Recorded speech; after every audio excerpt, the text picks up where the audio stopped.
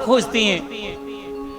चलते चलते तुलसी के वृक्ष के पास पहुंचे, तुलसी से पूछा है, तू तो भगवान की अर्धांगिनी है, प्रिया है, तो जिससे तो भगवान बहुत प्रेम करते हैं, तेरे बिना तो भगवान भोजन भी ग्रहण नहीं करते, क्या तूने हमारे गोविंद को कहीं देखा है?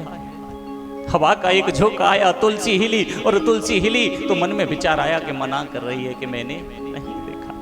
यमुना जी से पूछा, कल कल नादनी करती है यमुना, क्या तूने हमारी गोविंद को कहीं देखा है? कल कल करती हुई यमुना जी की आवाज को जब गोपियों ने सुना तो मन में विचार किया, इसको भी नहीं पता हमारा गोविंद हमें छोड़ करके चला कहाँ गया। लता पताओं से पूछा, जिस प्रकार से भगवान सीता जी की खोज में वन वन भटके, महाराज ये अदले का बदला है। भगवान कहते हैं, हे भक्तों, अगर तुम मेरे लिए रोते हो तो मुझे भी तुम्हारे लिए रोना पड़ता है। आज जो स्थिति भगवान राम की वन में थी, सीता जी को जाने के बाद चारों तरफ जंगल में खोजते हुए लता पताओं से पूछते हैं, हे खग मृग, हे मधुकर सैनी, तुम देखी सीता मृग नैनी।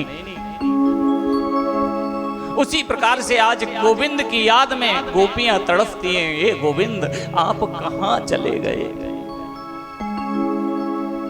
पर प्रिय भक्तों, खोजते खोजते वो गोपियां राधा रानी के पास आई। अरे अरे अरे, आपके साथ तो गोविंद थे, आपके तो प्रियतम है, कहां चले गए? राधा रानी कहती है, मुझे छोड़कर भी गोविंद चले गए। सारी गोपियां गोविंद को खोजती हैं और खोजते खोजते इस श्रीमद् भागवत जी के 10वें स्कंद का महाराज जो ये 28, 29, 30, 31 और 32 ये पंच प्राण है।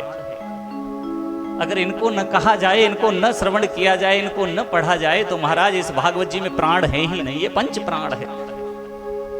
गोपियां खोजती हैं गोविंद, और गोपियों ने मिलकर के एक सुंदर सा गीत गाया। उस गीत को यहाँ श्रीमद् भागवत जी में कहा गया है गोपी गीत। नित्य प्रति जो भक्त इस गोपी गीत को गाता है, निश्चित भगवान जीवन में एक बार उसे दर्शन देने के लिए आते हैं। और विशेष रूप से शरद पूर्णिमा की रात्रि को अगर इसका पठन पाठन किया जाए तो गोविंद निश्चित जीवन में एक बार मिलेंगे महाराज। अगर इसको पढ़ने में आप असमर्थ हो, पढ़ नहीं पाते हो, तो सुनने मात्र से भी आपको वही लाभ प्राप्त होता है। नित्य प्रति इसका आप श्रवण भी कर सकते हैं।